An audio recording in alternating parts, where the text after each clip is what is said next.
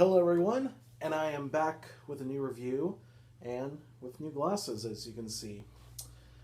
So, the movie I viewed tonight was probably up there with my favorite movies now of 2015. That movie is Turbo Kid. Turbo Kid is a French Canadian production. Um, Starring a slew of actors who I've never heard of and Michael Ironside. So that ought to tell you a little bit about it. The movie takes place in the alternate dimension or alternate future 1997, where you have a wasteland that is dried up and then pummeled with acid rain. And everyone's miserable. You can't find good water anywhere. It's all gray water. That's the best you can get. And you have people just trying to survive, and a group of villains led by Michael Ironside, who played the bad guy in Total Recall. He was in Starship Troopers. Michael Ironside's been in a lot, actually. If you go to his IMDb, you'll see he's played most of the villains from the 1980s. Pretty much. Anyway, you have all the villains, and then you have this kid, and he's only known as the Kid in the final credits. Monroe Chambers plays him. And these are all new actors who I've never heard of before, so it's really toss up. We'll see where they go, because they were really good, actually. Monroe Chambers plays the Kid, and he's just trying to survive in the wasteland, and also delves into his own imagination by reading Turbo Writer comics, which are the comics made up for the movie. And throughout as the movie progresses, he actually finds a Turbo Writer suit, and it's all real, and he has the Turbo Writer costume that he uses to fight the bad guys. And he also teams up with a girl played by Laurence Labief, I do believe her name is, a French-Canadian actress, who's awesome. She plays Apple, and it's honestly one of the funniest roles I've ever seen in most movies, because she's just hilarious. And you have another actor who I'm blanking on the name right now, who played the cowboy character, who is also on their team fighting Michael Ironside and his goons. Basically to say, from that plot, this is not a kid's movie at all.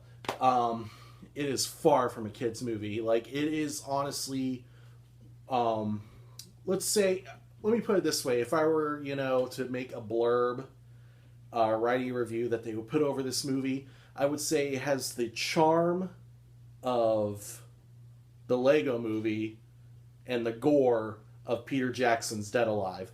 This is by far one of the grossest, nastiest splatter films in a long time, with an action ideal instead of your regular old horror movie. This is an action movie with splatter and blood all over the screen, and it's quite good, actually. A lot of the effects are I feel like this was a decent mix between CGI and practical effects. There's a lot of practicals in this. It all looks very good. But yeah, the action scenes are really cool. The story is iffy. It's your very basic, oh, here's this kid who's not the biggest hero, then he becomes the biggest hero, and he has to fight the bad guys. It's all very straight line. There's some surprises here and there that I won't give away in the review, but it's a pretty straight line kind of movie. And there are very loud sirens outside. But anyway, Turbo Kid, an amazing movie, probably one of the best sci-fi action films you can watch. You won't get to see it in wide release, unfortunately, although it'd be really cool.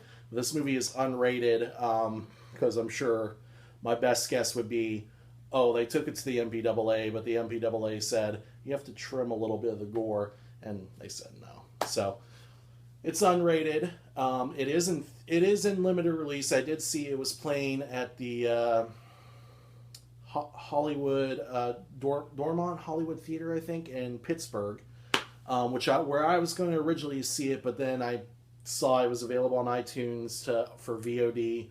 I just went with that to conserve money because gas isn't cheap.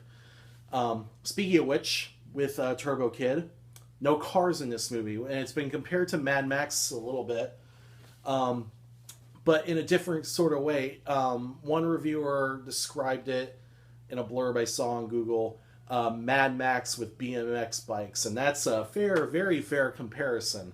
So, Turbo Kid has this 80s sensibilities across the board.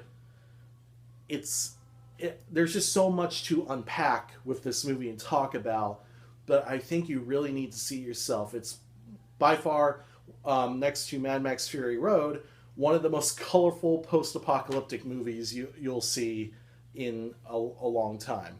Now, is it better than Mad Max Fury Road? Not really, because, well, Mad Max Fury Road had the epic scale.